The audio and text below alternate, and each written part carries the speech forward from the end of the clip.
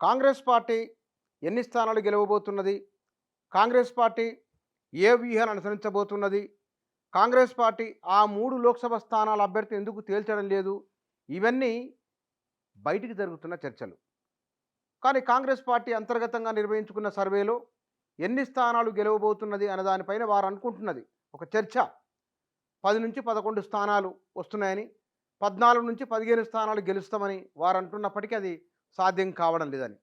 2 చోట్ల బీజేపీతో, ఒక చోట ఒక నియోజకవర్గంలో బీఆర్ఎస్‌తో గట్టి పోటీ ఎదుర్కోవాల్సి వస్తున్నదని, ఉత్తర తెలంగాణకు సంబంధించిన ఒక నియోజకవర్గంలో బీజేపీ చాలా బలంగా ఉన్నదని, దక్షిణ తెలంగాణలో ఒక నియోజకవర్గంలో బీజేపీ చాలా బలంగా ఉన్నదని, ఒక చోట బీజేపీ ఉందని, ఒక హైదరాబాదు సిటీకి సంబంధించిన నియోజకవర్గాల్లో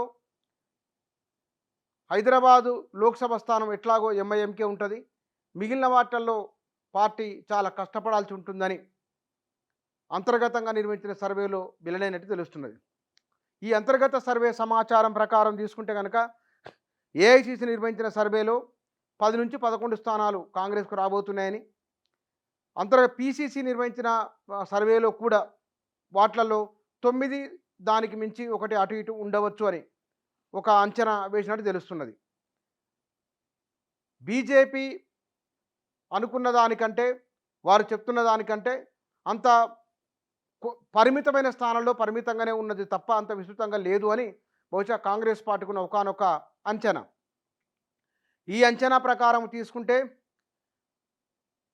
ఎన్నికల ప్రచారంలో రేవంత్ రెడ్డి మాట్లాడుతున్న భాష మొత్తం కాంగ్రెస్ నాయకులంతా తామంతా ఒకటే అని చెప్పుకునే ప్రయత్నం చేయడము, ముఖ్యమంత్రులు ఎవరు ఏమిటనే విషయంలో కూడా ఒకరినొకరు ఆకాశానికి ఎత్తేసుకోవడము, ఇవన్నీ ప్రచారంలో ఏ వ్యూహాన్ని అనుసరించాలి, ఎవరు టార్గెట్ చేసుకొని మాట్లాడాలి, ఏ నియోజకవర్గంలో దేని గురించి మాట్లాడాలి, ఇవన్నీ ఆ సర్వేల ఆధారంగా వచ్చిన రిపోర్ట్ దాని అంశాలతోనే రేవంత్ రెడ్డి ఉపన్యాసం కొనసాగుతున్నది.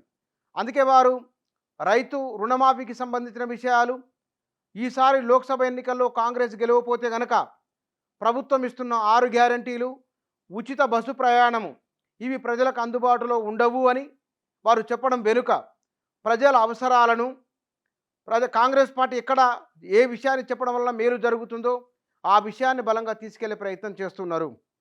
దీనికి తోడు 6 గ్యారంటీల అమలుకు కావాల్సిన అర్హతలకు ఏమేం కావాలనో వాటిని లోక్సభ ఎన్నికల తర్వాత ప్రజలకు అందిస్తామని చెప్తున్నారు. ఇవన్నీ కూడా ఇప్పటికిప్పుడు కాంగ్రెస్ పార్టీకి వారన్నట్లు 14-15 కాదు కానీ గౌరవప్రదమైన స్థానాలే కాంగ్రెస్ పార్టీ గెలవబోతున్నది అని. గతంలో బీఆర్ఎస్ అధికారంలో ఉన్నప్పుడు సారు కారు సర్కారు అని 80 స్థానాలకు పైగా బీఆర్ఎస్ గెలిచిన ఓ సందర్భంలోనే కేవలం 19 స్థానాల్లో 9 లోక్సభ స్థానాలు మాత్రమే వచ్చినాయి 17 గాను. మరి అంత బలంగా ఉన్న ఒక ప్రాంతీయ పార్టీగా ఉన్న ఆనాడున్న టీఆర్ఎస్కు కేవలం 9 లోక్సభ స్థానాలు వస్తే, అసెంబ్లీ ఎన్నికలు అయిపోయిన 4 నెలలకు లోక్సభ ఎన్నికలు వచ్చినాయి. ఈ లోక్సభ ఎన్నికల్లో కాంగ్రెస్ ఎన్ని స్థానాలు గెలవబోతున్నది? 14-15 అని చెప్తే సాధ్యమయ్యేనా అంటే అది 11 స్థానాలు 12 వరకు కాంగ్రెస్ పార్టీ సునాయాసంగా గెలవబోతున్నదని వారి అంతర్గత సర్వేలని మీడియాలో కథనాలు వస్తూ ఉన్నాయి. మరి అందుకే ఏఐసిసి నుంచి ప్రచారానికి స్టార్ క్యాంపెయినర్గా ఉన్న రేవంత్ రెడ్డి దక్షిణ భారతదేశం మొత్తాన్ని తిరిగి రావడము, 6 గ్యారంటీలు చెప్పడము, నరేంద్ర మోదీని టార్గెట్ చేసుకొని మాట్లాడము, మెదక్ని వచ్చినప్పుడు కేసీఆర్ టార్గెట్గా, నిజామాబాద్ వెళ్ళినప్పుడు మోదీ టార్గెట్గా, ఇట్లా బీజేపీ ఎక్కడ బలంగా ఉన్నదో ఆయా సభల్లో ఆయా పార్టీలను ఉద్దేశించి రేవంత్ రెడ్డి మాట్లాడుతున్నారు. చూడాలి మరి ఈ ఇంకా ప్రకటించని అభ్యర్థులను ప్రకటించి ఎలాంటి కార్యాచరణతో ముందుకెళ్తారో ఏమిటో చూడాలి.